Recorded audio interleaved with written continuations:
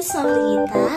Nah, di video kali ini kita akan membahas tentang sumber daya alam. Simak terus ya videonya.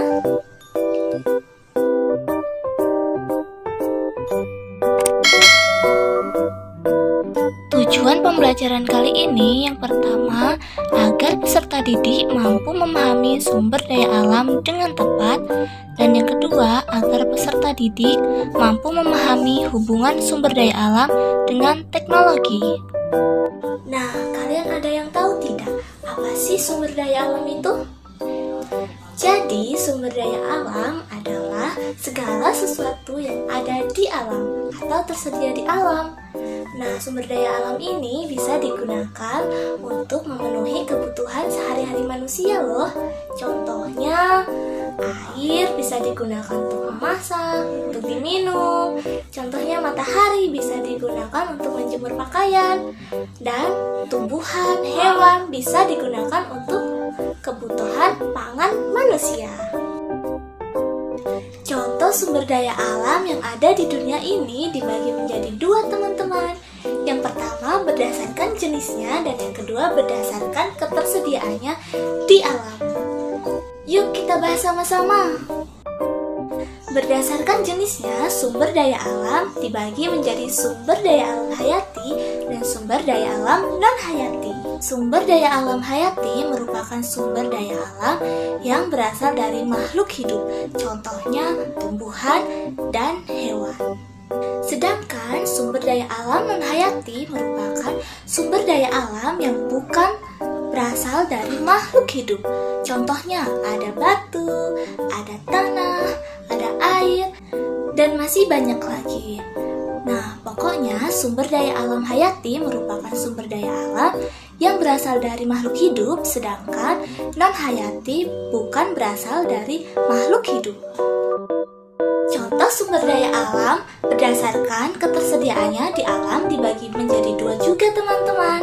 Yang pertama, sumber daya alam yang dapat diperbaharui, dan yang kedua, sumber daya alam yang tidak dapat diperbaharui.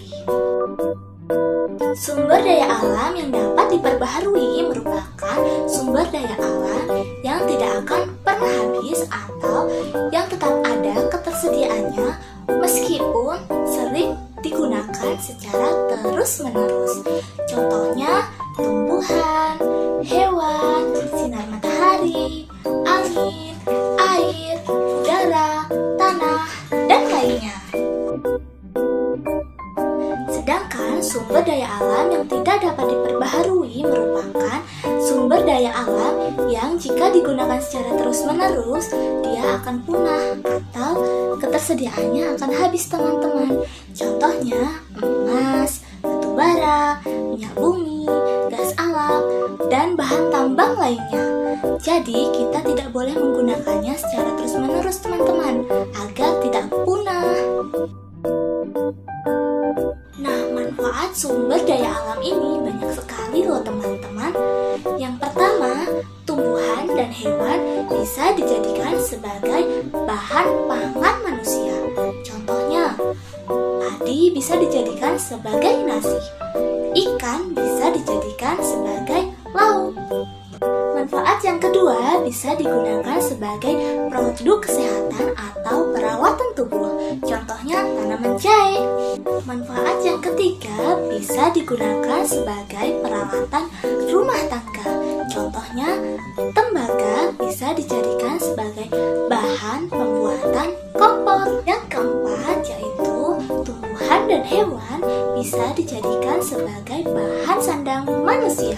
Contohnya, bulu domba dijadikan sebagai baju.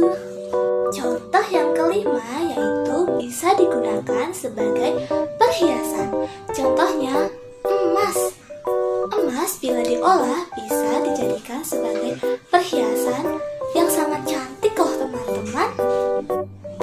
Manfaat yang keenam yaitu bisa digunakan sebagai bahan bangunan. Contohnya, batu, pasir, batang pohon, dan lainnya. Manfaat yang terakhir yaitu bisa dijadikan sebagai sumber energi. Contohnya matahari, angin, dan air. teman-teman, sekarang kita akan membahas tentang hubungan sumber daya alam dengan teknologi. Sebagai contohnya, di sini ada gambar pohon yang akan diolah menjadi kertas atau buku. Untuk membuat kertas, di sini manusia akan menebang pohon, kemudian jadilah gelundungan-gelundungan kayu, dan gelundungan kayu ini akan diolah di pabrik kertas.